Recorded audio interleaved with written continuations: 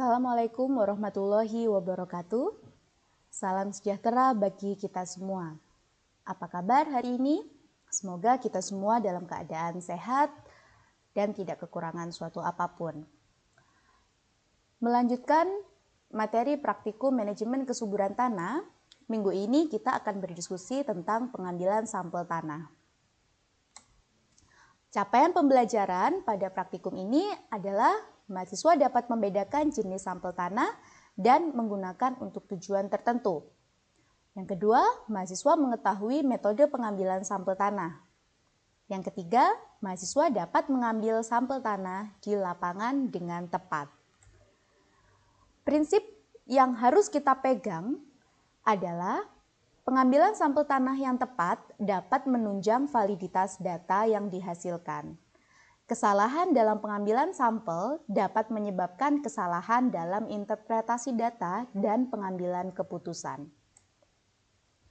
Metode statistik dalam pengambilan sampel tanah ada beberapa macam. Yang pertama, pengambilan sampel acak sederhana atau simple random sampling.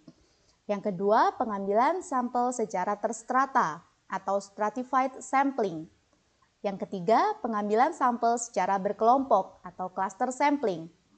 Keempat, pengambilan sampel secara sistematik atau systematic sampling. Dan yang terakhir, pengambilan sampel secara komposit. Berikut adalah ilustrasi pengambilan sampel acak atau random sampling. Jadi, pada pengambilan sampel acak ini tidak ada batasan dalam menentukan jumlah sampel. Dan setiap titik memiliki peluang yang sama dan saling bebas satu sama lain. Berikut adalah ilustrasi pengambilan sampel terstrata. Jadi untuk mengambil sampel terstrata, plot area yang sudah dibuat sebelumnya ini dibagi menjadi beberapa subplot area. Subplot area ini yang disebut sebagai strata. Masing-masing subplot atau masing-masing strata diperlakukan seperti pengambilan random sampling. Tetapi jumlah sampel telah ditentukan sebelumnya. Jadi misalnya ditentukan satu strata diambil satu sampel, tetapi titik pengambilan sampel di masing-masing strata ini bebas. Yang ketiga, pengambilan sampel secara berkelompok. Pada pengambilan sampel ini, tentukan set terpilih yang diacu sebagai kelompok. Jadi ini dibuat kelompok-kelompok terlebih dahulu. Jumlah kelompok dalam satu area bisa tidak terbatas, tapi tidak mungkin semua kelompok itu akan dipilih untuk diambil sampelnya. Yang keempat, pengambilan sampel secara sistematik. Pada pengambilan sampel ini, pemilihan pengacakan dilakukan dengan membatasi set dari titik. Jadi pada pengambilan sampel secara sistematik ini, sudah ditentukan sebelumnya berapa jumlah sampel dan di mana sampel itu akan diambil secara sistematis. Yang terakhir, pengambilan sampel secara komposit. Pengambilan sampel tanah pada beberapa titik kemudian dicampur merata atau dikompositkan. Hal ini diasumsikan bahwa hasil analisis dari contoh tanah yang diambil itu sama. Biasanya pengambilan sampel tanah secara komposit ini dilakukan untuk menghemat budget atau menghemat biaya analisa. Selanjutnya kita akan membahas tentang jenis contoh tanah. Jadi ada dua jenis contoh tanah, ada yang membagi menjadi tiga. Yang pertama adalah sampel tanah utuh. Di sini ada juga yang membagi menjadi sampel tanah utuh dan juga sampel tanah utuh agregat. Yang kedua adalah sampel tanah terganggu atau tidak utuh. Mari kita lihat masing-masing pengertiannya. Sampel tanah utuh adalah sampel tanah yang diambil dari lapisan tanah tertentu dalam keadaan tidak terganggu, sehingga kondisinya hampir menyamai kondisi di lapangan. Biasanya sampel tanah utuh ini digunakan untuk analisa sifat fisika tanah seperti berat isi tanah. Sampel tanah terganggu adalah sampel tanah yang biasanya digunakan untuk analisa sifat kimia tanah. Kondisinya tidak sesuai dengan kondisi asli di lapangan karena sudah terganggu sejak awal. Bagaimana prosedur pengambilan contoh tanah? Mari kita ikuti video berikut ini. Halo, apa kabar? Hari ini kita akan melakukan kegiatan pengambilan sampel tanah. Nah, dalam pengambilan sampel tanah kita menggunakan beberapa alat yang dipakai. Ini ada namanya ring sampel. Nah, sampel yang akan kita ambil ini ada dua jenis. Dengan ring sampel kita mengambil sampel tanah utuh. Yang kedua adalah sampel tanah hancuran. Nah, sekarang kita akan menunjukkan dulu alat-alat yang kita pakai. Untuk sampel tanah utuh, di sini ada ring sampel, nanti ada dua, yaitu ring master sebagai ring yang nanti digunakan untuk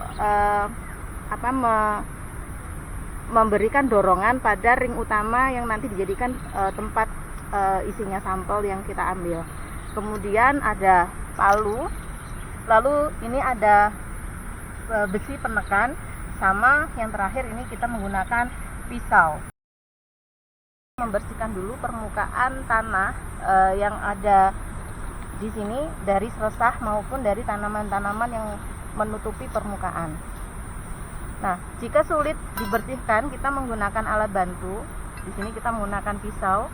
Pastikan tanah yang ada di permukaan ini tidak mengalami gangguan, sehingga saat membersihkan di sini harus pelan-pelan. Nah, jika ini sudah dipastikan bersih seperti ini, kita tancapkan ring utama.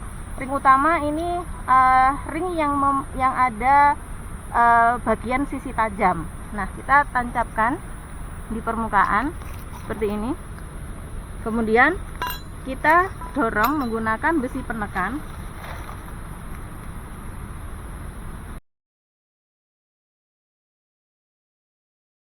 Setelah ring sudah masuk semua ke dalam tanah, selanjutnya kita melakukan proses pengambilan ring yang tertancap dengan cara kita singkap tanah-tanah yang ada di kanan kiri ring.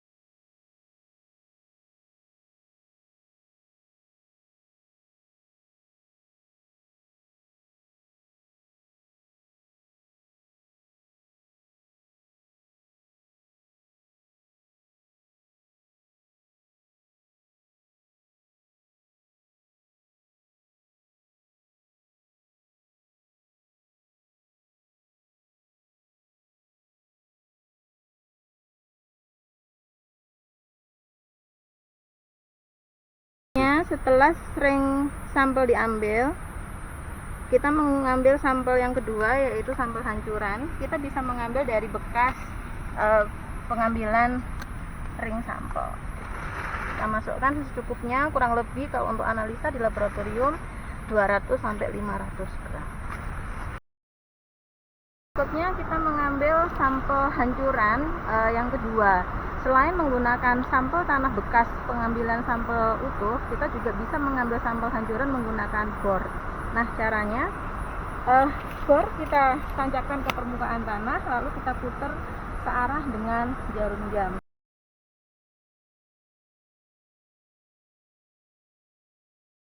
Pakai bor ini itu setebal 20 cm.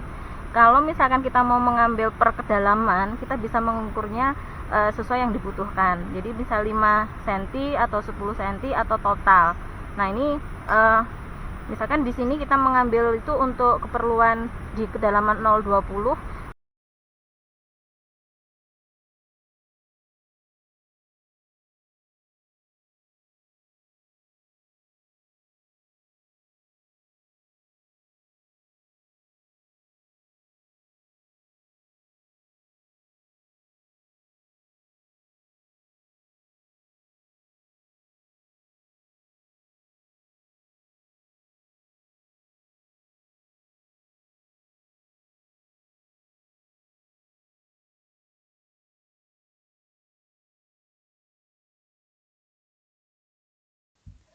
Demikian materi minggu ini. Selamat belajar, semoga tetap sehat dan semangat.